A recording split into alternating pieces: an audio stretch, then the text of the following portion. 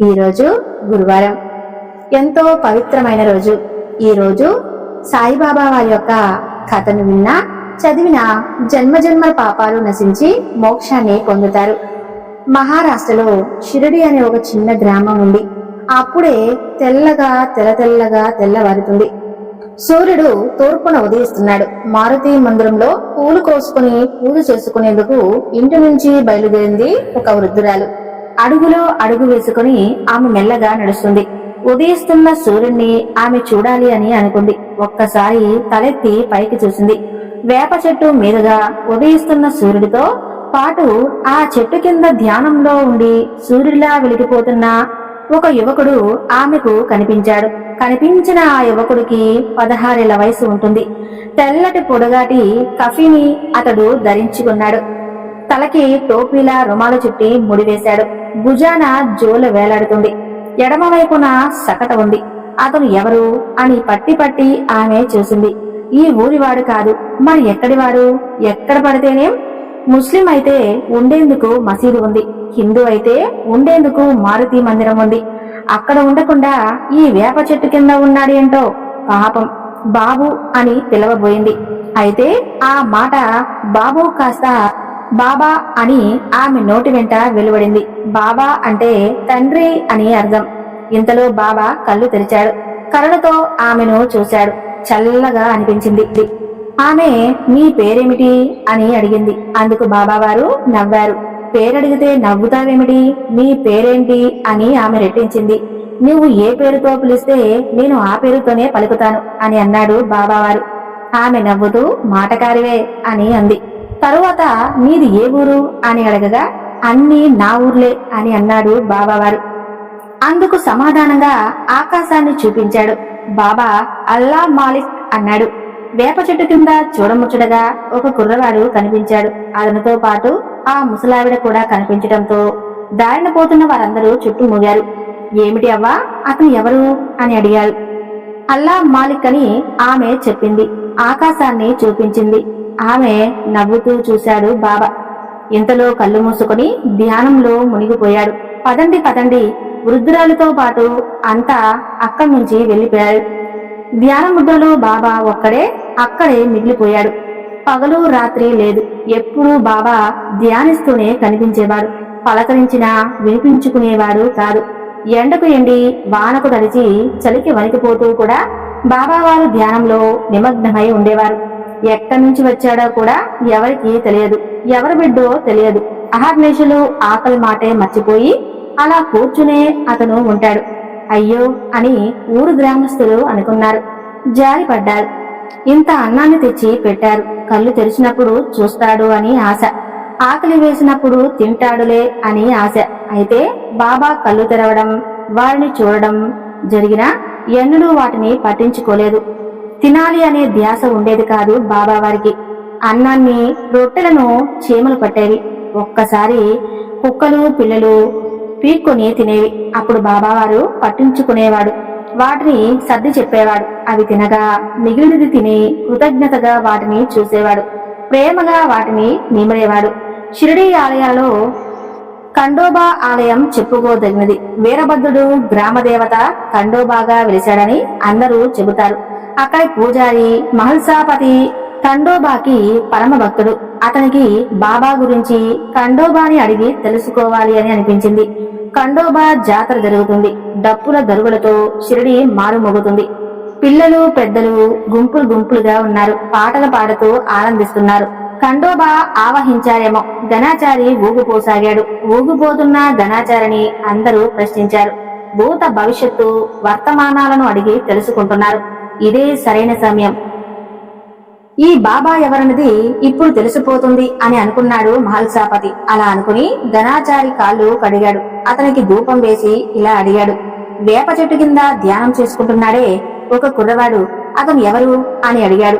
అందుకు సమాధానంగా గణాచారి పరుగులు తీశాడు. అతన్ని అందరూ అనుసరించారు. వేప చెట్టు దగ్గరకు అందరూ చేరుకున్నారు. అప్పుడు అక్కడ బాబా లేడు. ఎక్కడికి వెళ్ళాడో ఎవరికి తెలియదు. ఇక్కడ తవ్వండి అని చెప్పాడు గణాచారి. వేప చెట్టు కింద చూపించాడు. ఖండోబా చెబితే అందరూ చేయాల్సిందే. ప్రశ్నించేందుకు కూడా అవకాశమే లేదు. గ్రామస్తులందరూ అక్కడ తవ్వి చూశారు. ముందు ఒక బండరాయి తగిలింది. దాన్ని పక్కకు తొలగించండి అని చెప్పాడు గణాచారి. గణాచారి చెప్పినట్లుగానే ఆ బండరాయిని తొలగించారు. కింద పెద్ద రాతి పలక కనిపించింది. దాన్ని కూడా తొలగించండి అని చెప్పాడు గణాచారి. రాతి పలకను కూడా తొలగించి చూశారు. తొలగిస్తే కింద కనిపించిన దృశ్యాన్ని చూసి నిశ్చేష్టులయ్యారు. కింద పెద్ద సొరంగమే ఉంది. కిందకి వెళ్లేందుకు మెట్లు కూడా ఉన్నాయి. మహల్సాపతితో పాటుగా అందరూ మెట్ల మీద నుంచి కిందకు దిగారు. అక్కడ చూస్తే భూగ్రహంలో 4 వైపులా 4 దీపాలు ఉన్నాయి. ప్రమిదలతో వెలుగుతూ కనిపించాయి. జపమాల కూడా అక్కడ ఉన్నాయి.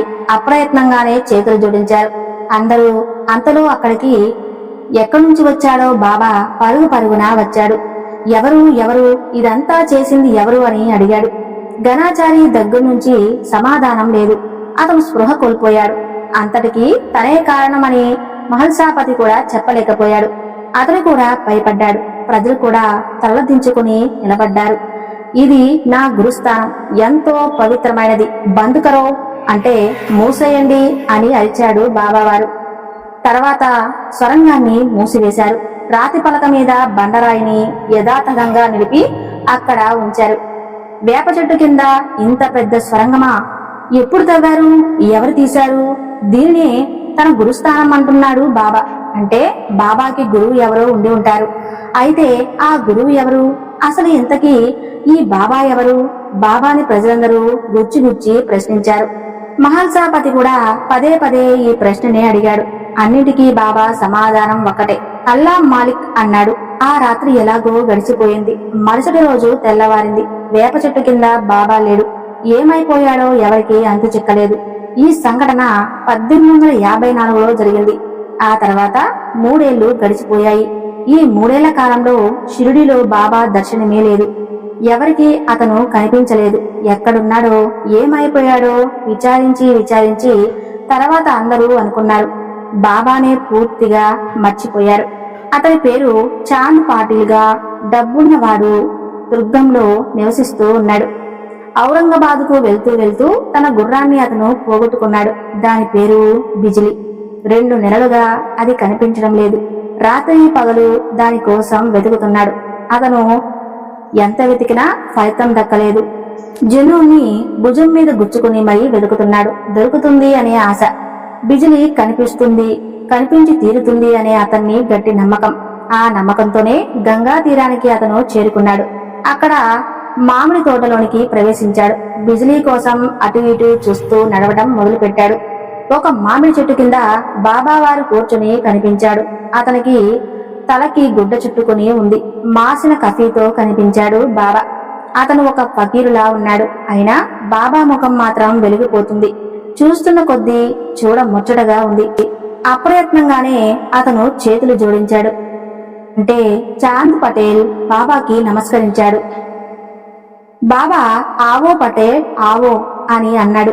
ఆ పిలుపు విని చాంద్ పటేల్ ఆశ్చర్యపోయాడు. తన పేరు ఈ ఫకీర్కి ఎలా తెలుసు? ఇది వరకు ఎప్పుడూ అతను నేను చూడలేదు. కలిసిన జ్ఞాపకం కూడా లేదు. పేరు పెట్టి తనని పిలిచాడంటే ఇదెలా సాధ్యం? ఈ ఆలోచన నుంచి ఇంకా తేరుకోకముందే మళ్ళీ ఇలా అడిగాడు. తప్పుపోయిన గుర్రం కోసం వెతుకుతున్నావు కదూ? నీ బిజిలీ కూడా నీ కోసం వెతుక్కుంటుంది. తన కోసం నువ్వు ఇంతగా బాధపడుతున్నావు. అలాగే అది కూడా నీ కోసం అంతే బాధపడుతుంది అని అన్నాడు. బాబా మాటలు విని మరింతగా ఆశ్చర్యపోయాడు. పటేల్ బాబా అన్నాడు. ఎవరో ఆ పేరును పలకమన్నట్లుగానే అతను పలికాడు. ఎక్కడుంది నా బిజిలీ అని అడిగాడు. అదిగో అక్కడుంది. చెట్లు గుబురు వైపు చేయి చూపించాడు. చూపించిన వైపుగా పరుగు అందుకున్నాడు పటేల్. బిజిలీ ఎక్కడా అని అనుకుంటూ అటూ ఇటూ చూస్తూ పాటిల్ గట్టిగా బిజిలీ బిజిలీ అని అరిచాడు. ఒక చోట గడ్డి మేస్తూ బిజిలీ కనిపించింది. బిజిలీ అని గట్టిగా కేక వేశాడు పాటిల్. ఆ కేకకి తలెత్తి చూసింది బిజిలీ. తన యజమానిని గుర్తుపట్టి ఆనందంగా పెద్దగా సకిలించింది. బిజిలీకు దగ్గరగా వెళ్లాడు పాటిల్. దాని మెడను వాటేసుకున్నాడు. కన్నీళ్లు పెట్టుకున్నాడు. అతని ప్రాణం లేచి వచ్చినట్లుగా అయింది. అంతకంటే కావాల్సిందేముంది? ఎలా తప్పిపోయావు బిజిలీ? ఎక్కడికి వెళ్ళిపోయావు అని అడిగాడు. దానికి సమాధానంగా ముందుకు నడిచింది బిజిలీ. తననే అనుసరించాడు. బిజిలి నడిచి వచ్చి బాబాకు ఎదురుగా నిలబడింది. బిజిలి పెద్దగా సకిలించింది. అప్పుడు బాబా వారు ఇలా అంటున్నారు, పాటిల్ కోసం బెంగ పెట్టుకున్నావు కదా, వచ్చాడు చూశావు కదా, ఆనందంగా ఉందా అని నవ్వుతూ అడిగాడు. ఉందన్నట్లుగా తలూపింది బిజిలి. నీ కోసం అతని కోసం నువ్వు 2 నెలలుగా బాధపడుతున్నారు. ఇక మీ బాధ తీరిపోయిందిగా, హాయిగా వెళ్ళిరండి అని అన్నాడు. బాబా పాటిల్ని చూశాడు. పాటిల్, బిజిలిని తీసుకుని వెళ్ళు అని అన్నాడు. పాటిల్ చేతులు జోడించి నమస్కరించాడు. అయినా బాబా పట్టించుకోలేదు. చిలుంగొట్టంలో పొగాకు నింపుకోవటం మొదలుపెట్టాడు. పాటిల్ బాబాను చూస్తూ అక్కడే నిలబడి ఉన్నాడు. చిలుమగొట్టంలో దట్టంగా పొగాకును నింపి తర్వాత పక్కనున్న పట్టాలాంటి చిమును అందుకున్నాడు. దాన్ని నేలతో గుచ్చాడు. ఆశ్చర్యంగా గుచ్చిన చోట నుండి సర్వల నీరు పైకి చిమ్మింది. ఆ నీటిలో చేతిగుడ్డను తడిపాడు బాబా. తర్వాత దానిని పిండాడు. చివరన చుట్టాడు. దానినే గమనిస్తున్న చాంద్ పాటిల్ నవ్వుతూ చూశాడు. బాబా ఏమిటి చూస్తున్నావు అన్నట్లుగా తలను ఆడించాడు. పాటిల్ దగ్గర నుంచి సమాధానం లేదు. అతను కళ్ళప్పగించి చూస్తుండిపోయాడు. చేతి కర్ర లాంటి ఈ సత్కార్యాన్ని అందుకున్నాడు బాబా. దాంతో ఒక్కసారి నేల మీద కొట్టాడు. నిప్పు రాసుకుంది. ముందు పొగ వచ్చింది. తర్వాత కలకలలాడుతూ నిప్పు ప్రత్యక్షమైంది. కళ్ళు పెద్దవి చేసి నిశ్చేష్టుడై అయ్యాడు పాటిల్. నిప్పుతో చెల్లు ముట్టించాడు బాబా. గట్టిగా పీల్చి పొగ వదిలాడు. మత్తుగా కళ్ళు మూసుకున్నాడు. అలా అనుకుంటూ వెళ్లి బాబా కాళ్ళ మీద పడ్డాడు పాటిల్. నిప్పును పుట్టించగలిగినవాడు దేవుడే, అనుమానం లేదు అని అనుకున్నాడు. బాబా కాళ్లను కళ్ళకద్దుకున్నాడు. నువ్వు అలాగే బాబా, లేదంటే నీ రూపంలో అల్లా ఇక్కడ కొలువయ్యాడు అని అన్నాడు పాటిల్. బాబా కళ్ళను తెరిశాడు. లే కూర్చో అన్నాడు బాబా. పాటిల్ చేతులు జోడించి కూర్చున్నాడు. ఇదిగో చిలుం తాగు అన్నాడు బాబా. ముందు తాగాలా వద్దా అని సందేహించాడు పాటిల్. తరువాత దైవ ప్రసాదమని అనుకుని దాన్ని తీసుకుని తాగాడు. హాయిగా ఉంది బాబా. మీ ఇల్లెక్కడ బాబా అని అడిగాడు పాటిల్. దానికి సమాధానంగా ఆకాశాన్ని చూపించాడు బాబా. తరువాత నవ్వుతూ ఇలా అన్నాడు, ఈ భూమండలమంతా నాదే, నా ఇల్లే అని అన్నాడు. ఈ భూమండలమంతా నీ ఇల్లే అన్నప్పుడు నాతో పాటు మా ఇంటికి రారాదు అని అడిగాడు పాటిల్. బాబా ఒక్కసారి కళ్ళు మూసుకున్నాడు. షిరిడిలో మా చెల్లెలు పెళ్లి, మనమంతా ఆ పెళ్లికి తరలి వెళ్దాం అన్నాడు. షిరిడి అనగానే కళ్ళు తెరిచాడు బాబా. ఆనందంగా వెళ్దాం పద అని అన్నట్లుగా తల ఎగరేశాడు. లేచి నిలబడ్డాడు. ముందు బాబా నడుస్తున్నాడు. బిజ్లీతో పాటుగా చాంద్ పాటిల్ ముగ్గురు కలిసి అక్కడి నుంచి బయలుదేరారు. అలా కొద్ది రోజులు గడిచిపోయాయి. పెళ్లివారు షిరిడీకి ప్రయాణమయ్యారు. ఎడ్ల బండి మీద ప్రయాణం. పెళ్లి కూతురు, ఆడవాళ్లు, ముసలివాళ్లు, చిన్నపిల్లలు బళ్లల్లో కూర్చుని ప్రయాణం చేస్తుంటే యువకులంతా కాలినడకన ప్రయాణం చేస్తున్నారు. అంతా ఊరేగింపుగా నడుస్తున్నారు. అది వేసవి కాలం. రోడ్లన్నీ పొడి పొడిగా ఉండి దుమ్ము రేపుతున్నాయి. చాంద్ పాటిల్ బాబాని అంటిపెట్టుకునే ఉన్నాడు. అతనితో పాటుగానే నడుస్తున్నాడు. బాబా నడుస్తున్నాడు, కానీ అతని లోకంలో అతను ఎవరిని పట్టించుకోవట్లేదు. అతను తనని అనుక్షణం పట్టించుకుంటున్నా పాటిల్ కూడా చూడట్లేదు. ఎటో చూస్తూ నడుస్తున్నాడు. తొందరగా నడవండి, మధ్యాహ్నానికల్లా షిరిడికి చేరుకోవాలి అని కేకేశాడు. ఇంతలో అందరూ నడకలో వేగాన్ని అందుకుని ఈ బాబాతో నడవడం ఎవరి వల్ల కాలేదు. అతని నడక ముందు పరుగు తీస్తున్న ఎడ్లబండి కూడా వెనుకబడ్డాయి. అందరూ షిరిడీకి చేరుకున్నారు. ఊరి పెలంబూరులోనే పెళ్లివారిని ఆహ్వానించేందుకు మగ పెళ్లివారు గుంపులుగా నిలబడ్డారు. ఖండోబా ఆలయం ముందు కలకలంగా ఉన్నారు. పెళ్లివారిని పేరు పేరున ఆహ్వానించడం మొదలు పెట్టారు. ఇంతలో బాబా వంతు వచ్చింది. అతనికి 20 ఏళ్లు ఉన్నాయి. ఫకీరి వేషంలో ఉన్నాడు. ఏ పేరుతో పిలవాలో వాళ్ళకి అర్థం కాలేదు. ఒకరి ముఖం మరొకరు చూసుకుంటున్నారు. ఇంతలో మహల్సాపతి అక్కడికి వచ్చారు. ఏమైంది అని అడిగారు.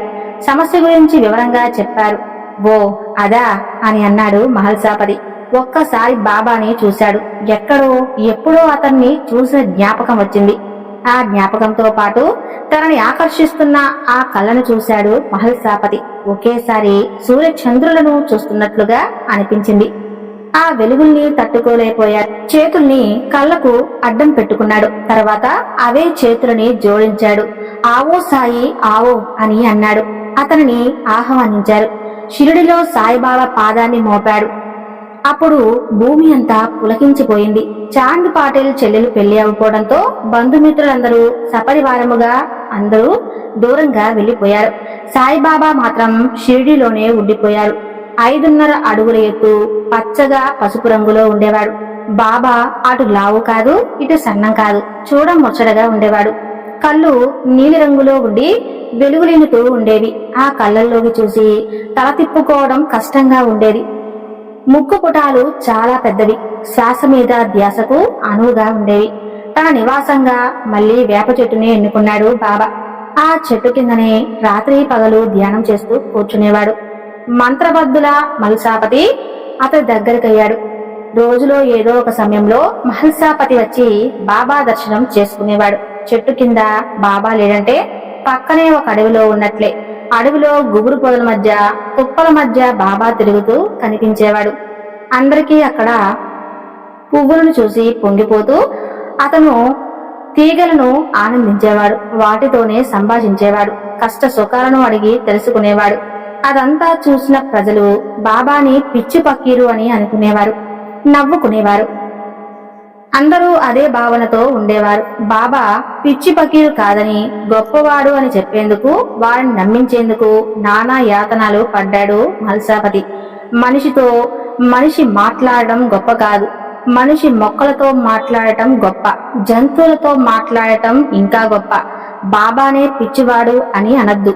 మహల్సాపతి వేడుకోలునే అందరూ అర్థం చేసుకున్నారు. కాశీరాం, అప్ప, జోగలే అతని వెంట నడిచారు. బాబాని ఆరాధించడం మొదలుపెట్టారు. మహల్సాపతి లాంటి గ్రామ పెద్దలు బాబాని నమ్మి అతడు సామాన్యుడు కాదని ప్రచారం చేయడంతో గ్రామ ప్రజలు కూడా బాబాని దైవంగా నమ్ముతూ వచ్చారు. దేవుడు ముందు ఏ కరువు పెట్టుకున్నట్లుగానే ప్రజలంతా బాబాకి తమ బాధలు గాథలు చెప్పుకునేవారు, కన్నీరు పెట్టుకునేవారు. నవ్వుతూ బాబా వారందరినీ ఓదార్చేవారు. ఆ ఓదార్పు 1000 ఏనుగుల బలాన్ని ఇచ్చేది. ఇది ఆ నోట ఈ నోట విన్న పాటిల్ బాబాని దర్శించేందుకు వచ్చాడు. తానొక్కడే వద్దాము అని అనుకున్నాడు. కాని అతని భార్య పైజాబాయ్ కొడుకు తాత్యా పాటిల్ కూడా వస్తారు అనేసరికి కాదనలేక వారిని కూడా తీసుకుని వెళ్ళాడు. ముగ్గురు వేప చెట్టు దగ్గరకు చేరుకున్నారు. అప్పుడు అక్కడ బాబాతో పాటు మహల్సాపతి ఉన్నాడు. అప్పటికే పాటిల్ని చూస్తూనే లేచి నిలబడ్డాడు మహల్సాపతి. రండి రండి అని అతన్ని ఆహ్వానించాడు. పాటిల్ ఆషామాషి వ్యక్తి కాదు. ఆ ఊరికి పెద్ద, దానంతో నిండి ఉన్నాడు. ఆయన సాహసించి మాట్లాడాడు మహల్సాపతి. బాబా, ఈయన ఊరి పెద్ద పాటిల్ అనే చెప్పాడు. నా వాళ్ళని నాకే పరిచయం చేస్తున్నావా అని అడిగాడు. కలిపి నవ్వుతూ చూశారు. వాళ్ళ ఆశ్చర్యపోయారు మహల్సాపతి. బాబా వారు అవునట్లుగా తలూపి నీ పేరును దర్శనానికి మొట్టమొదటిగా వచ్చారు అని చెప్పగానే ఈ జన్మలో మొదటిసారి, కానీ జన్మ జన్మలుగా నన్ను దర్శిస్తూనే ఉన్నాడు. నాతోనే పుట్టి నాతోనే గెలుస్తున్నారు అని అన్నాడు బాబా. బాబా బైజాబాయిని నవ్వుతూ చూశారు. ఈమె ఎవరో తెలుసా అని అడిగారు మహల్సాపతి. అతను ఆమె పేరు చెప్పబోయాడు. అతన్ని వారించారు. నేనే చెబుతాను. ఈమె పేరు బైజాబాయి, నా సోదరి అని అన్నారు బాబా. బైజాబాయి ఆమెను పిలిచారు. అనురాగాన్ని ఆత్మీయతను కలగలిపి అభిమానంగా పిలిచేసరికి బైజాబాయి కన్నీరు ఆగలేక బాబా అని అంది. పరుగున వచ్చి బాబా కాళ్ళ మీద పడింది. ఆమె శిరస్సును ప్రేమగా నిమిరాడు బాబా. గత జన్మలో నన్ను ఎంతగానో అభిమానించావు, ఎంతగానో సేవించావు, అంతా గుర్తు పెట్టుకున్నాను. కంటికి రెప్పలా కాపాడి ఒక కన్న తల్లిలా చూశావు. జన్మ జన్మలకు నన్ను అంటి పెట్టుకుని ఉండాలి అని అన్నావు. ఈ మాటలు చెప్పేసరికి బైజాబాయికి ఆనందంతో మాట రాలేదు. వింటున్న వారు కూడా మోసపోయారు. అప్పా కోతే పాటిల్ బాబాను దర్శించుకునేందుకు అక్కడికి వచ్చారు అని గ్రామంలోని మరికొందరు పెద్దలు కూడా బాబాని చుట్టుముట్టారు. వారికి పిచ్చి ప్రలోభాలు అని అనిపించాయి. జన్మ జన్మల బంధం ఏమిటి? బాబాని బైజాబాయి కన్నెతల్లిలా చూడటం ఏమిటి? ఇదంతా అబద్ధమని అనుకున్నారు. కాదు అన్నారు. మరికొందరు ఆ అందరినీ సమాధానం చెబుతున్నట్లుగా ఇలా చెప్తున్నారు. ఈ గురుస్థానం సాక్షిగా చెబుతున్నాను, నేను చెప్పింది నిజం. ఈ బేజ గత జన్మలో గోవుగా పుట్టింది, పాలిచ్చి నన్ను పెంచింది అని చెప్పారు బాబా. బైజాను కరుణార్థంగా చూశారు. తర్వాత ఆమె పక్కగా నిలబడి గుప్పెట్లో గోలిని చూసుకున్నట్లుగా తాతయ్యని దగ్గరకు తీసుకున్నాడు. వాడి వీపును నిమురుతూ బైజాతో ఇలా అన్నాడు. బాబా, ఆ జన్మలో పాలిచ్చి నన్ను పెంచేందుకు ఈ జన్మలో కొడుకు తాతయ్యగా కంటికి రెప్పలా కాపాడు. తాను ప్రమాణం చేస్తున్నాను, ఒట్టు పెడుతున్నట్లుగా గురుస్థానం మీద చేయించారు. అల్లా మాలిక్ అని కళ్ళు మూసుకున్నాడు. ఆనందంగా తాతయ్యని చేర పిలిచింది. బైజా తాతయ్యకి కాదు, బాబాకి కూడా తను తల్లిగా తాను ప్రవర్తించాలి. బిడ్డల ఆకలి తీర్చి తను తినాలి. తల్లిగా తన బాధ్యత ఇక మీదట బాబాకు భిక్ష పెట్టకుండా తాను తినేది కాదు అని అనుకుంది. బైజాబాయి గట్టి నిర్ణయం తీసుకున్నట్టుగా నిట్టూర్చింది. ఎవరిని పడితే వారిని భిక్ష అడిగేవాడు కాదు బాబా. ఎంపిక చేసుకున్నట్లుగానే ఒక 5గురిని మాత్రమే అడిగేవారు. వారిలో బైజాబాయి మొదటిది. భిక్ష పట్టుకునే బాబా కోసం ఎదురు చూసేది బైజాబాయి. బాబా వస్తే భిక్ష పెట్టి అతని ముందు చేతులు జోడించి కూర్చునేది. భక్తురాలతో భగవంతుడు మాట్లాడుతున్నట్లుగా బాబా ఆమెతో కాసేపు మాట్లాడి అక్కడి నుంచి కదిలి వెళ్లిపోయేవాడు. 5 అంటే 5 ఏళ్లలో భిక్ష పూర్తి కాగానే వేప చెట్టు దగ్గరికి చేరుకునేవాడు. తెచ్చిన భిక్షను అల్లాకి నైవేద్యం చేసేవారు. నైవేద్యం చేసిన తర్వాతనే భిక్షను తాను ముట్టుకునేవారు. ఆ భిక్షలో తాను ఏ మేరకు తినాలే అంతే తినేవారు. మిగిలింది భిక్ష పాత్రలో వదిలిపెట్టి ప్రేమగా కుక్కలకి, పిల్లులకి, పక్షుల్ని పిలిచేవారు. అలానే ఏవైనా జంతువులు ఉంటే కేకేసి పిలిచేవారు. అవన్నీ వచ్చి భిక్ష స్వీకరిస్తే ఆనందంగా చూసేవారు. అల్లా మాలిక్ అంటూ ఆకాశం వైపు చూసి చేతులు జోడించేవారు బాబా. చూశారు కదా బాబా ఎంత మహిమగలవారో. ఈ కథ నచ్చితే తప్పకుండా లైక్ చేసి మన ఛానల్ను సబ్స్క్రైబ్ చేయండి. సర్వేజన సుఖినో భవంతు.